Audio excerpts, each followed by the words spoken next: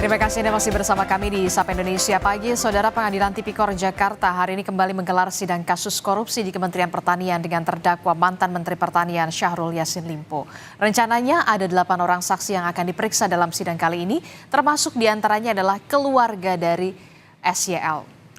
Berdasarkan keterangan dari juru bicara KPK Ali Fikri, 8 saksi itu diantaranya adalah Joyce Triatman selaku staf khusus Menteri Pertanian, Ayun Sri Harahap selaku istri dari SYL, Kemal Redindo selaku anak SYL, kemudian Andi Tenri cucu dari SYL, Yuli Eti Ningsi selaku staf Biro Umum Kementerian Pertanian, kemudian ada Ena Janti Susilo selaku accounting pada Nasdem Tower, saudara.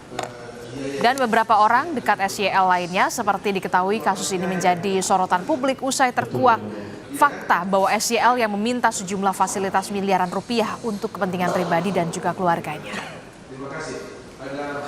Lebih lengkap kita pantau bagaimana jalannya sidang kasus korupsi mantan Menteri Pertanian Syahrul Yassin Limpo atau SYL. Kita akan tanyakan langsung kepada jurnalis Kompas TV, sudah ada Masni Rahmawati di Pengadilan Negeri Tipikor Jakarta. Masni, selamat pagi. Masni, dari 8 orang saksi, 3 ini kan diketahui merupakan keluarga SYL dan 5 lainnya adalah staf dari Kementerian Pertanian, ada juga dari Partai Nasdem begitu.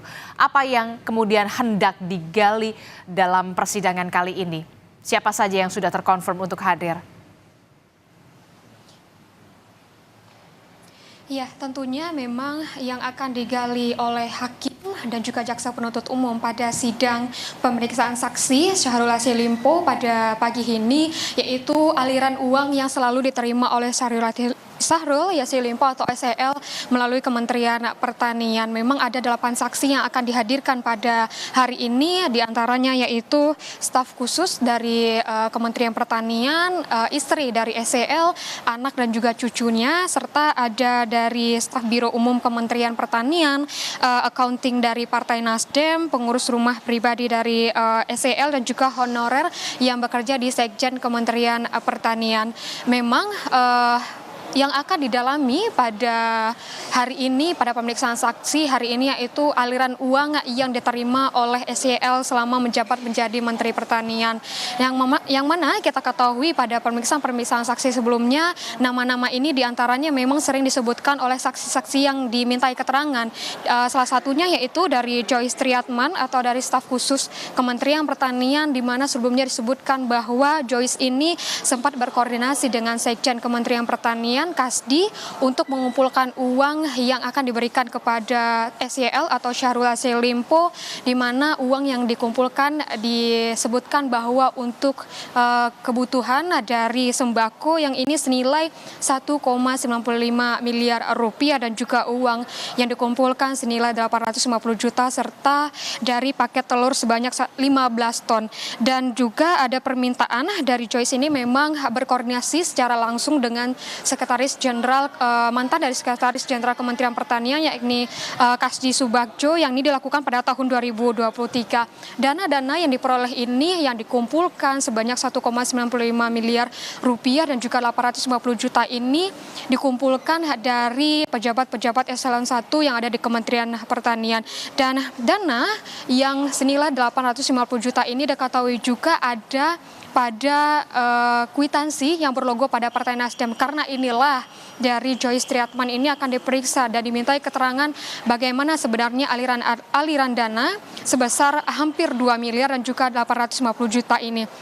Dan juga diketahui dari pemeriksaan saksi sebelumnya bahwa uang sebesar 850 juta ini mengalir ke Nasdem untuk dari pendaftaran Bacalek, yang dimana ini diberikan juga kepada Syahrul Yassin Limpo. Selain itu pun pemeriksaan pada hari ini juga dilakukan terhadap anak dari SYL sendiri, yaitu Kemal Redindo, yang dimana dimintai keterangan terkait dengan permintaan uang sebesar 200 juta yang dibagi pada dua kwitansi, yaitu 100 juta yang dimintakan kepada Kementerian Pertanian, namun pada saat itu pun tidak ada yang memberikan sumbangan atau yang memberikan pinjaman seperti itu. Akhirnya dari Sukim, yaitu dari pejabat juga dari Kementerian Pertanian, akhirnya menggunakan uang pribadinya untuk memberikan uang terhadap anak dari Syahrul Yassin Limpo yang digunakan untuk renovasi kamar rumahnya. Selain itu pun akan dilaksanakan juga pemeriksaan saksi terhadap istri dari Syahrul Yassin Limpo. Diketahui juga bahwa istri dari SYL ini dan juga cucunya, anaknya menerima kemewahan-kemewahan dari aliran uang yang diterima dari Kementerian Pertanian. Selain itu pun akan diperiksa juga dari staf yang bekerja di Sekjen Kementerian Pertanian, orang-orang terdekat juga dari SYL, dan jika kita ketahui juga bahwa dari cucu SYL ini pernah ditransfer uang 10 juta dan juga istri dari SYL ini mendapatkan uang senilai hampir 30 juta per bulannya. Dan jika kita kumpulkan apa saja yang aliran dana yang masuk kepada SYL itu dari uang bulanan yang diberikan untuk istrinya sebesar 30 juta per bulan, pembelian tas mewah untuk istrinya juga ini lebih dari 100 juta, tas mewah ini hampir seharga 105 juta, skincare dan juga perawatan untuk anak dan juga istrinya ini mencapai 17 hingga 50 juta per bulan, dan juga uang sebesar 500 juta yang ditransferkan untuk membeli mobil untuk anak SYL, dan juga beberapa uang yang mengalir baik itu untuk SYL ini sendiri maupun untuk keluarganya. Dan hari inilah dari permintaan dan juga permintaan keterangan terhadap orang-orang terdekat dari SYL dan juga staf-staf yang bekerja baik itu dari Partai Nasdem dan juga dari Kementerian Pertanian. Adisti.